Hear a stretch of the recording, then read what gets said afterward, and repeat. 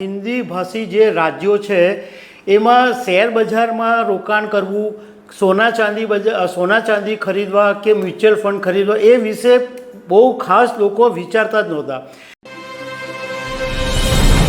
नमस्कार दर्शक मित्रों, सामान्य रीते शेर बजार में रोकाणनी बात आवे तो बे राज्यों नाम सौथी पहला मोढा पर आवे। एक नाम आवे महाराष्ट्रनु, कारण के मुंबईनी अंदर शेर बजार में मोटुं काम थाय, અને બીજું નામ આવે ગુજરાતનું। પરંતુ અત્યારે જે એક રિપોર્ટ આવ્યો છે એ ચોંકાવનારો છે અને જે રાજ્યો આર્થિક રીતે પછાત ગણાતા હતા એ રાજ્યોની અંદર હવે શેર બજાર છે, ગોલ્ડ છે, મ્યુચ્યુઅલ ફંડ છે, એની અંદર રોકાણ એટલું બધું વધી ગયું છે કે 4 ગણા કરતાં પણ વધારે રોકાણ આ રાજ્યોની અંદર વધી ગયા છે। તો આ એક રિપોર્ટ વિશે હું તમારી સાથે વાત કરીશ। મારું નામ રાજેશ શાહ છે અને તમે જોઈ રહ્યા છો ખબર છે .com। દર્શક મિત્રો, આર્થિક રીતે પછાત ગણાતા હિન્દી ભાષી જે રાજ્યો છે એમાં શેર બજારમાં રોકાણ કરવું, સોના ચાંદી ખરીદવા કે મ્યુચ્યુઅલ ફંડ ખરીદવા એ વિશે બહુ ખાસ લોકો વિચારતા જ નહોતા, કારણ કે એમની પાસે એડિશનલ પૈસા હોય તો શેર બજારમાં નાખે ને। પરંતુ એક રિપોર્ટની અંદર એવું કહેવામાં આવ્યું કે કોરોના મહામારી પછી આ જે આર્થિક રીતના પછાત ગણાતા જે રાજ્યો હતા એની અંદર આખું ચિત્ર બદલાઈ ગયું છે। એની અંદર ઉત્તર પ્રદેશમાં 4 વર્ષની અંદર શેર બજારમાં રોકાણકારોની જે સંખ્યા છે એ 4.5 ગણી વધી ગઈ।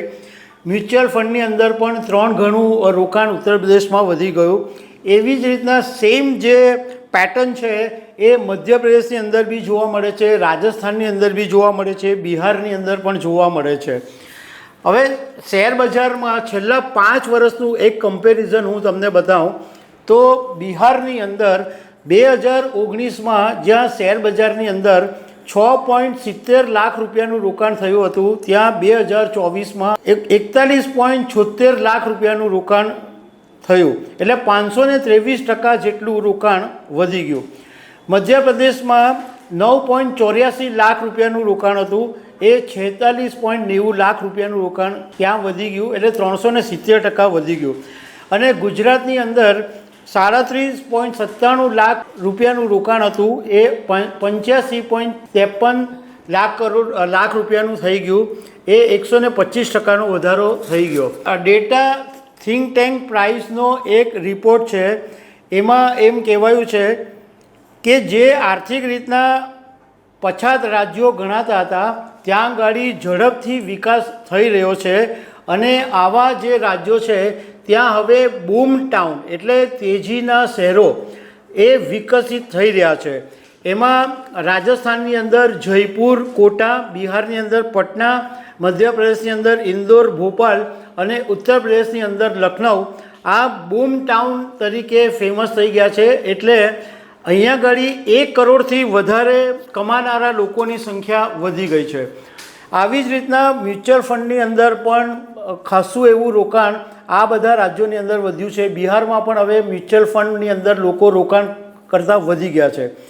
સોનાની વાત કરીએ તો છેલ્લા 4 વર્ષની અંદર બિહારમાં 2020માં 15,874 કરોડ રૂપિયાનું સોના ચાંદીમાં રોકાણ હતું, એ 2024માં 30,078 કરોડ રૂપિયા થઈ ગયું, એટલે 89% ઇન્વેસ્ટમેન્ટ વધી ગયું।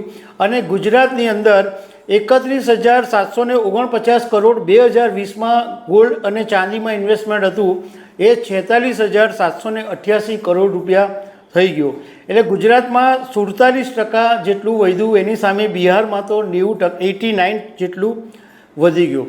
હવે આની પાછળનું કારણ એવું માનવામાં આવે છે કે લોકો હવે જે બેન્કોની અંદર ફિક્સ ડિપોઝિટ હોય એની ઉપર જે ફિક્સ વ્યાજ મળે છે એનાથી એમને સંતોષ નથી થતો, તો ફિક્સ ડિપોઝિટ તોડીને હવે શેર બજારની અંદર અને સોના ચાંદીમાં ઇન્વેસ્ટમેન્ટ કરવામાં આવી રહ્યું છે। તો દર્શક મિત્રો, આવી અનેક વાતો સાથે અમે તમને મળતા રહીશું। Thank you very much.